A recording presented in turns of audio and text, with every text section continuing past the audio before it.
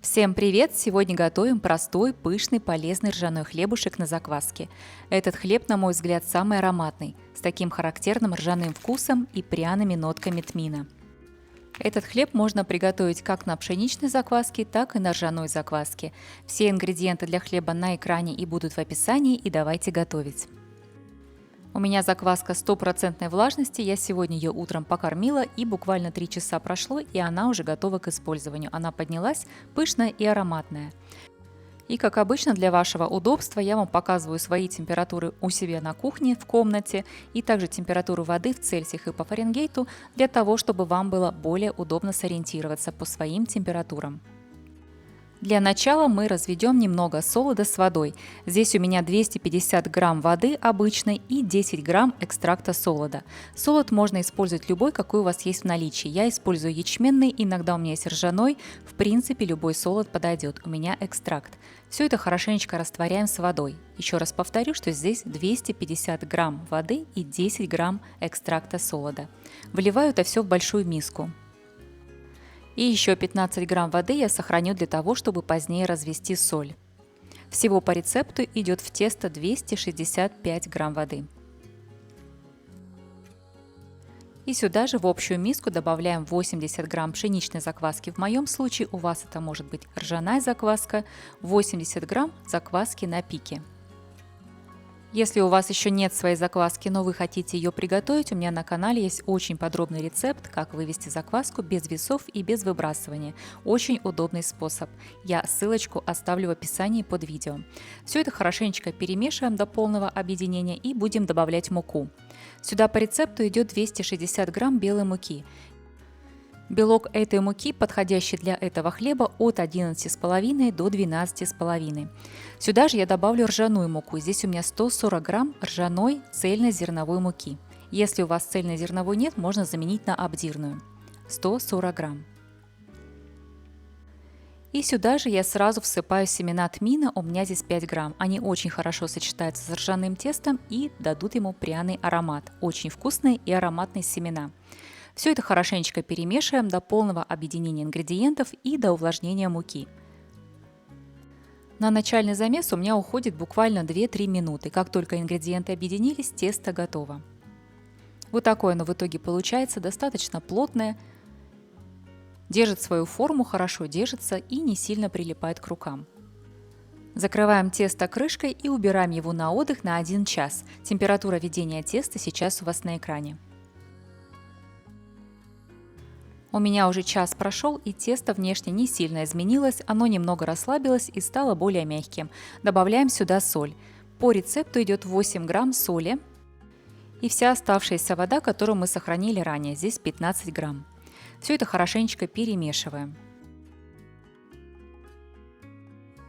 Очень важно это тесто не рвать, а именно аккуратно вымешивать как бы складывающими такими движениями, втирая соль и воду в тесто. Вот такое тесто в итоге получается, оно стало более мягкое и не особо сильно в принципе липнет к рукам. Накрываем его снова крышкой и убираем снова на те же температуры на отдых. Далее этому тесту мы будем делать 4 складывания, каждые полчаса. Первое складывание я вам покажу, второе, третье не буду показывать, они абсолютно одинаковые, четвертое снова покажу. У меня уже полчаса прошло, тесто немного полежало и снова отдохнуло и стало более мягкое и податливое. И на данном этапе мы делаем первое складывание. Тесто относительно плотное, поэтому оно не очень хорошо тянется и очень важно его здесь снова не порвать. Поэтому помогаем руками, если нужно второй рукой, слегка подтягиваем тесто вверх и накладываем края теста друг на друга. У меня мука очень хорошая, тесто плотное, поэтому всего я чашку развернула 4 раза. Если у вас тесто по какой-то причине получилось более мягким, то вы можете провернуть чашку и 4, и 5, и 6 раз до тех пор, пока тесто не соберется снова в комочек. Сейчас я вам показываю, это у меня уже 4-е складывание. Тесто стало более тягучее, более эластичное, хорошо держит форму и немножко даже стало более объемное.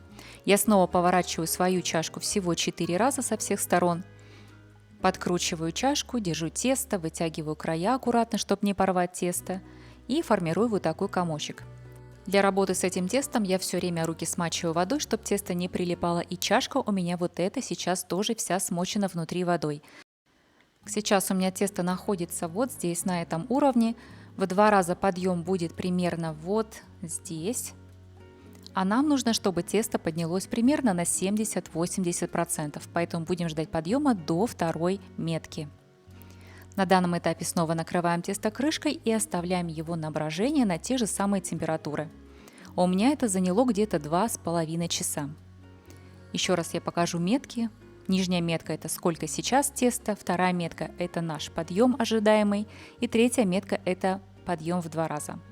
Вот так тесто у меня выглядит через 2,5 часа, оно очень хорошо поднялось и как раз дошло до нужной нам меточки. Присыпаем стол обильно мукой, чтобы тесто не прилипло, потому что это тесто липкое.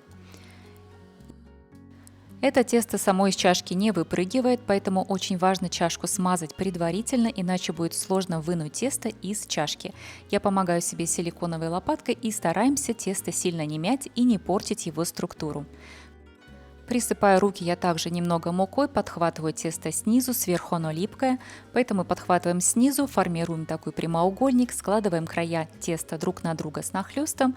Делаем это очень аккуратно, потому что тесто очень хрупкое и деликатное. И аккуратными движениями, без сильного натяжения, формируем вот такой рулетик.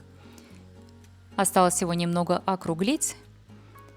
И на этом этапе накрываем его крышкой и даем ему отдохнуть при комнатной температуре минут 20-30. Свою корзинку я уже припылила рисовой мукой и еще добавила семена тмина на донышко. Это будет украшение для хлеба. В этот момент тесто у меня уже полежало и отдохнуло, расслабилось снова. Я его подхватываю на шпатель и снова переворачиваю на муку, чтобы та сторона, которая была в муке, снова легла на муку, а та сторона, которая была внизу, оказалась сверху, потому что она более липкая. Это тесто нежное и деликатное, поэтому второго скручивания оно не выдержит. Сворачиваем его следующим образом. Края теста я подхватываю своими руками и просто смыкаю его краюшки. Прохожусь по швам, защипываю швы, снова поворачиваю тесто в другую сторону, снова подхватываю края и снова смыкаю их уже с другой стороны. В итоге у нас получается вот такая булочка. Проходимся по всем краям и закрываем все открытые швы. Тесто в этот момент уже неплохо держит форму, но в центре я его придерживаю рукой, чтобы оно не расползалось, и по бокам закрываю все шовчики. Тесто очень мягкое и очень нежное. Перекладываем его в корзинку. Вот так тесто выглядит, оно особо не дрожит, оно просто очень мягкое и нежное. Сверху присыпаю небольшим количеством муки, закрываю пленочкой и убираю в холодильник на ночь. Тесто у меня простояло в холодильнике примерно с 7 вечера до 9 утра, и на данный момент оно выглядит вот так. Оно даже немножко поднялось в холодильнике, опрокидываю я его на пергаментную бумагу, выкладываем тесто на пергамент. В этот момент моя кастрюля, моя чугунная кастрюля уже нагревается вместе с духовкой. Так, кастрюля моя уже нагрелась, и я делаю разрез на хлебе. Разрез делаем достаточно глубокий, около 1 см глубиной, и ведем разрез от одного края до другого края хлеба. Разрез желательно делать таким одним уверенным движением. Сверху хлеб я свой сбрызнула небольшим количеством воды и отправляем его выпекаться в кастрюлю. Кастрюля у меня уже нагрелась, духовка у меня нагрелась, температуры все на экране. Первые 20 минут выпекаем хлеб с крышкой, затем крышку снимаем, температуры понижаем и допекаем хлебушек еще оставшиеся 25 минут. Хлеб уже хорошо выглядит, осталось только ему дать красивый золотистый цвет. И вот такой хлеб у меня в итоге получился. Посмотрите, какой он румяный, красивый и ароматный.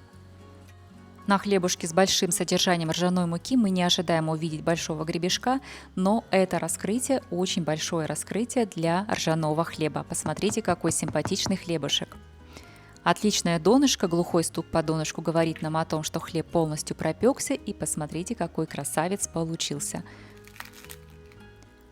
У него очень хорошая хрустящая корочка, безумно вкусно пахнет. По весу получилось 669 грамм. Это небольшой хлебушек, очень хороший, вкусный, ароматный и очень красивый. Жалко, что нельзя передать аромат через экран, но это просто безумно вкусно пахнет. Весь дом у меня пропахся, как в пекарне. Очень хороший запах тмина, который хорошо сочетается именно с ржаной мукой. И давайте разрежем и посмотрим. Корочка получилась очень хрустящая.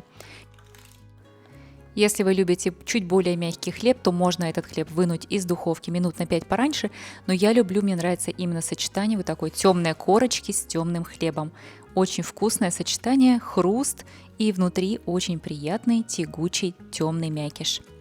Ну и, конечно, с маслом этому хлебу больше ничего не нужно. Небольшой кусочек сливочного масла и остановиться невозможно. Такой хлеб, конечно, лучше любого торта.